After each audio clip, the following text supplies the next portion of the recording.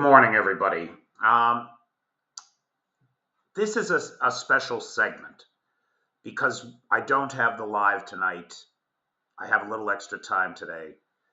And I've spent the last 4 days really synthesizing the seismic shifts that we have seen happen over the last few weeks.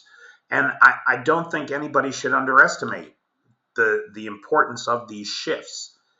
And so I want to take a few minutes here and I want to talk about how the world has changed and where we're at right now as of Tuesday, June the 17th, 2025, day 1210 of Vladimir Putin's war of aggression against the people of Ukraine, or at least how I see it, right?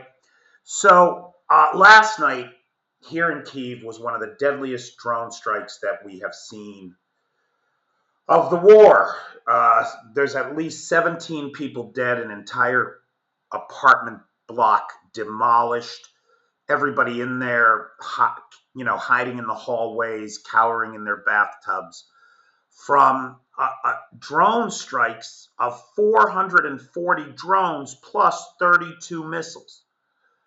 At least 3 bombers were launched last night, 2 Tu-95s and 1 Tu-160, Tupolev 160.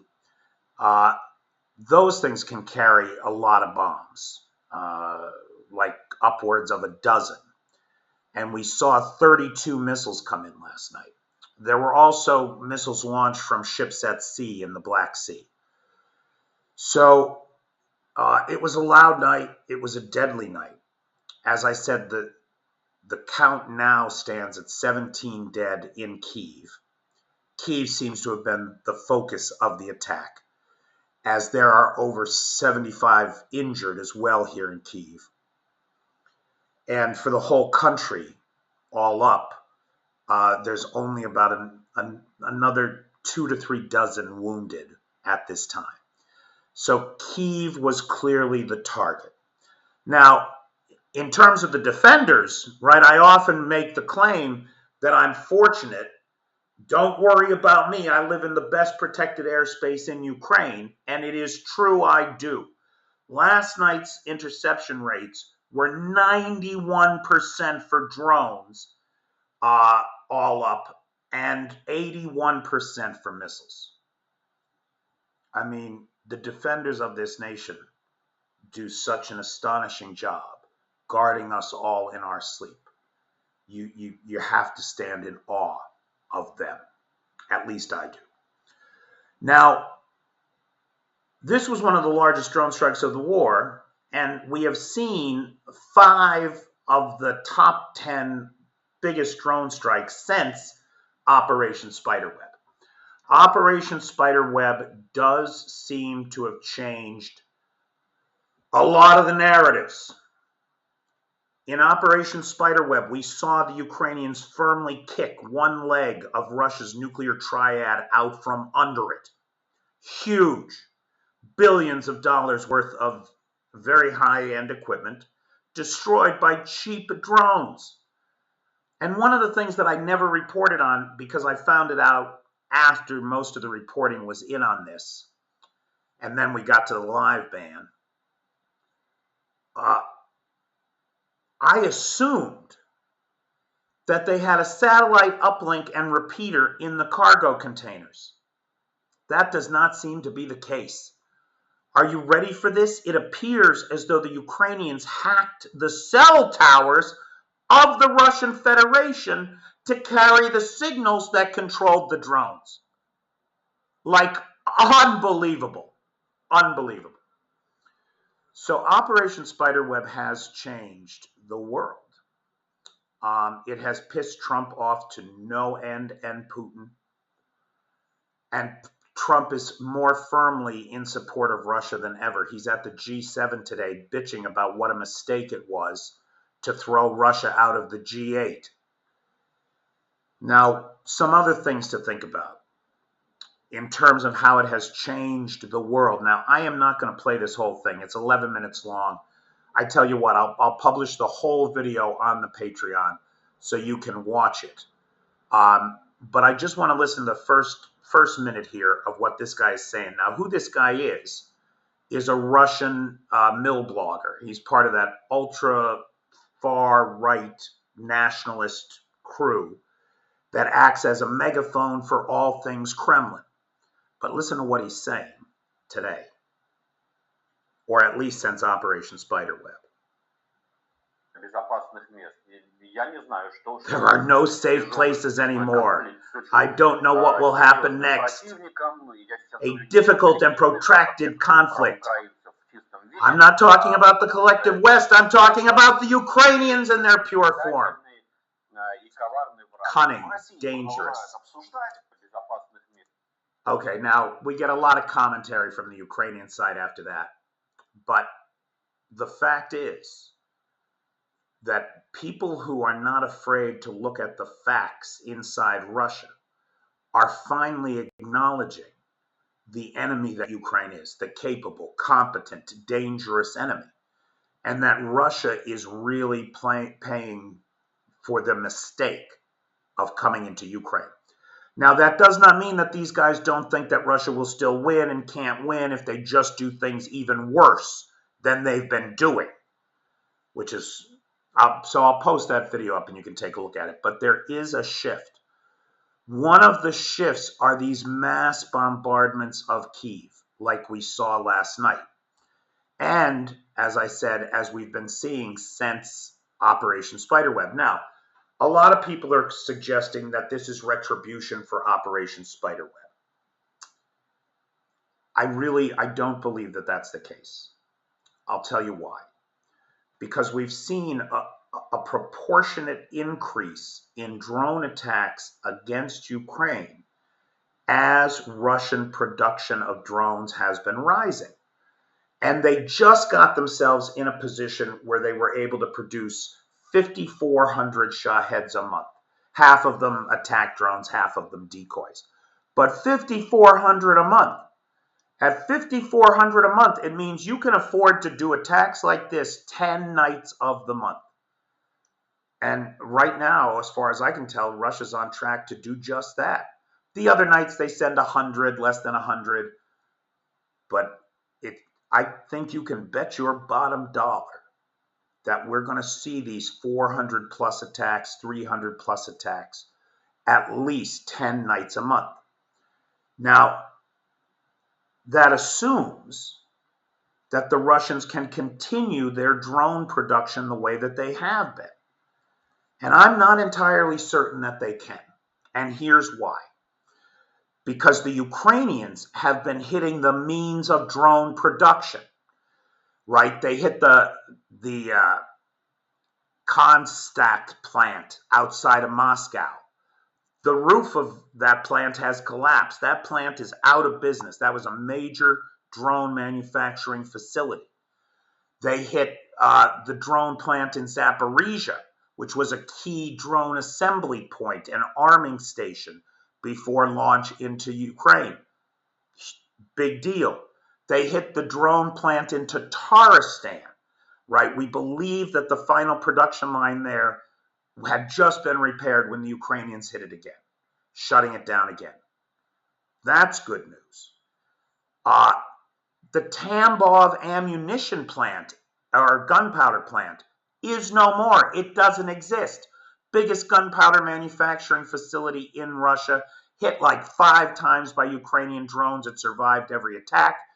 It wasn't until the Ukrainians blew up the storage facility next to it that contained all kinds of polymers and flammable chemicals, that kind of thing, that the fire spread to the gunpowder plant and took it out.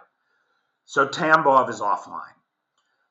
Further to that, the Kremeny L electronics manufacturing plant, along with half a dozen other manufacturing plants, including the ones that build all of the motherboards for drones, the ones that build the antennas for drones, the ones that spoil the fiber optic cable for the fiber optic drones that the Rubicon battalion is making so deadly to the Ukrainians.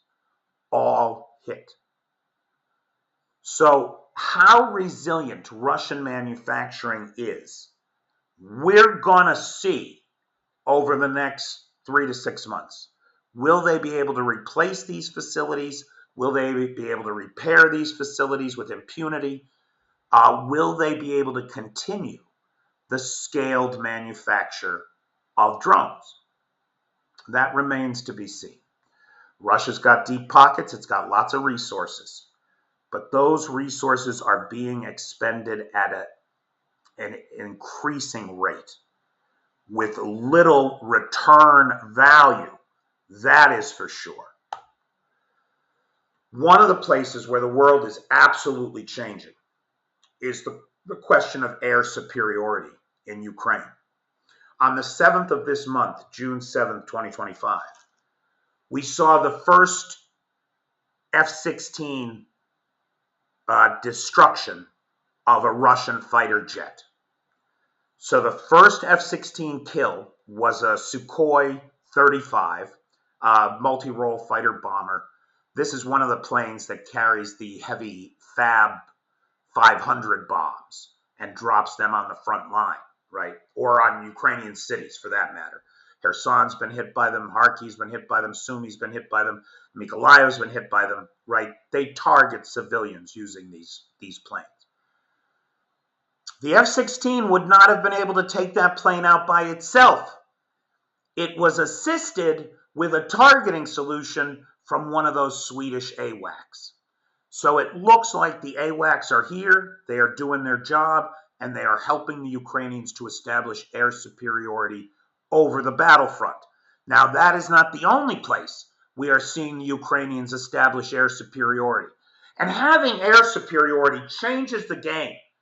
If you can fly right up to the front line and drop AASM hammers on a building that contains 300 Russian troops and liquidate them all in one shot, that's a game changer, baby. And that's exactly what we're seeing in Tetkino. Now, if you look, there's two things happening on this map simultaneously. Over here, this little blue area you see, that's Russia. And that's occupied Russian territory. Over here, this larger red area, this is the Sumy incursion by the Russians, which at this time is being beaten back. The Russians are losing ground there. Very much as Syrskyi said they would, right? So the Russians are being pushed back there. Now, what's one of the reasons that the Russians are being pushed back there?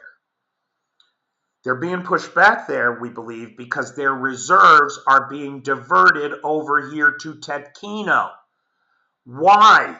Because the Ukrainians are gaining air superiority. They're going into Tetkino with AASM hammers, and they are hammering the Russian positions, softening them up, so that now the entire garrison in Tetkino, which at last count I heard is 250 now.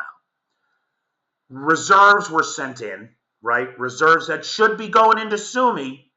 They can't go into Sumy. They're distracted by this. So they got sent over here to Tetkino. Most of them were eliminated on the road to Tetkino. The Ukrainians have fire control over these main roads in. And as I understand it, many of them were eliminated on the road in. The garrison right now is about 250 Russian troops, and it is just about encircled. The Russians are quickly running out of options in Tetkino as the troops there are encircled and the Ukrainians are moving through the town street by street. All the while following the destruction laid down for them from the air, from the F-16s and from the MiG-29s, dropping precision-guided munitions on the strongholds of the Russians in Tetkino. The world has changed, my friends. Now look, I'm not saying any of this is easy. It's all very hard. Lots of Ukrainians are dying in Tetkino. Lots of Ukrainians are dying in Sumy. And of course along the rest of the front. But the damage that's being done to Russia, I believe, is increasingly irreversible. Now, on this subject, the big question that everybody has that I've gotten a double dozen emails about is how does what's happening with Iran affect the Ukrainian conflict? And guys, you know, I am not a political scientist. I am not an expert on international affairs. But at this juncture, from the information that I have, this is what I think is going on or may happen. The first thing is that it's both good and bad for Ukraine. It's likely going to be both good and bad. It's bad. Let's do the bad news first. It's bad because it takes the world's attention and resources off of Ukraine, which I'm sorry is a much bigger deal. I don't want to compare sufferings. I don't want to compare genocides. It's just that the conflict in the Middle East does not threaten to destabilize Europe and global prosperity. The conflict in Ukraine does. And that puts them on whole different scales. So the fact that we've already got Pete Hegseth, the DUI hire, who's the current SecDef, Secretary of Defense in the United States, this guy has acknowledged that he has diverted 20,000 anti-drone missiles to the Middle East from Ukraine, promised to Ukraine by the Biden administration. At a time when this country is under increased air attack and drone attack, you pull that rug out from under them. And this is the worry, that the world will reprioritize Iran. Global oil prices are spiking already. All of the gains that we had seen in reductions of oil prices are being erased overnight because everybody is afraid that Iranian production is going to be an issue. And it may well be. That is not good for Ukraine because a higher price of oil means greater profits for Moscow, which means more money to influence the world against Ukraine.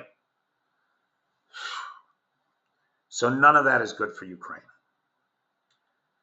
On the other hand, anything that's bad for Russia is good for Ukraine.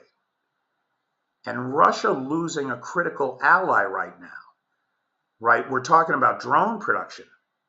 Russians are up to 5,400 Shaheds and various decoys a month. Well, all those attack Shaheds, as I understand it, aren't really manufactured in Russia. They're assembled there from parts that are provided by the Iranians. If the Israelis hit those Iranian production facilities, those parts won't come to Russia. They won't be able to assemble them, whether they have a plant or not to do it.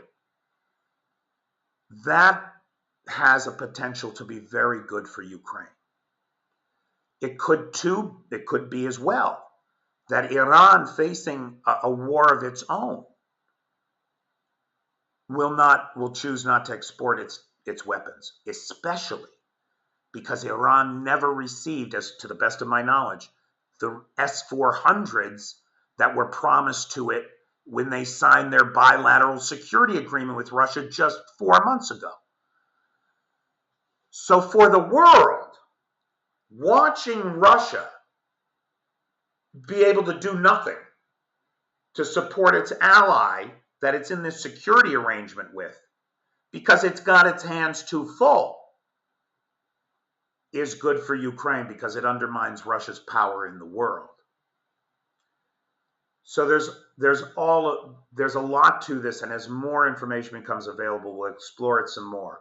For right now, I want to take a look at what's happening in the U.S. and Russia in regard to this as well, because Putin has said, he's warned Israel that they are flirting with all-out war with Russia, because Russia and Iran are in this mutual security pact, right? He's full of shit. He doesn't have the men. He doesn't have the equipment.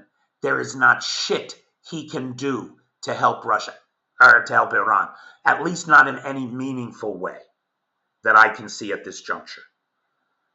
Now, maybe I'm mistaken. Maybe he's got some cards up his sleeve I don't know about. I certainly think that these big drone attacks against Kyiv are not retribution for Spiderweb. On the contrary, I think that retribution for Spiderweb is yet to come. This guy takes his time. Ask Eugene. He's plotting something dreadful. Maybe we will see some Oreshnik target Kyiv. That's a possibility. We'll see if they work, right? There was video going around. I couldn't verify it, of what might have been a failed Oreshnik launch as seen over Kazakhstan. But again, I couldn't verify that. Now, in the United States, Donald Trump is looking increasingly weak. Increasingly weak. As far as I'm concerned, that's good for the world. He fell asleep at his birthday party that nobody fucking came to. While estimates vary about how many Americans were out to protest, but it looks like it could have been anywhere from about 5 million to over 12 million people in the streets. Largest single protest in American history, to the best of my knowledge.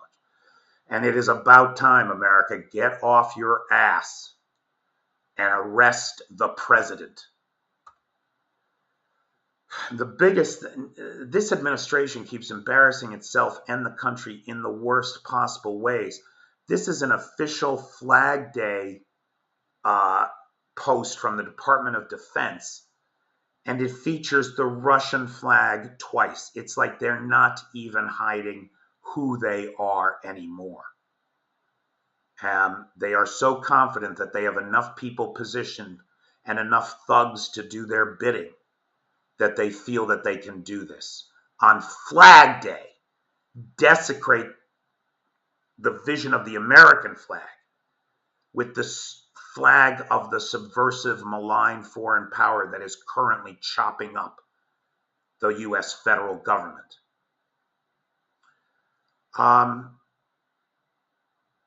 I don't know what's going to happen with the U.S. and Iran.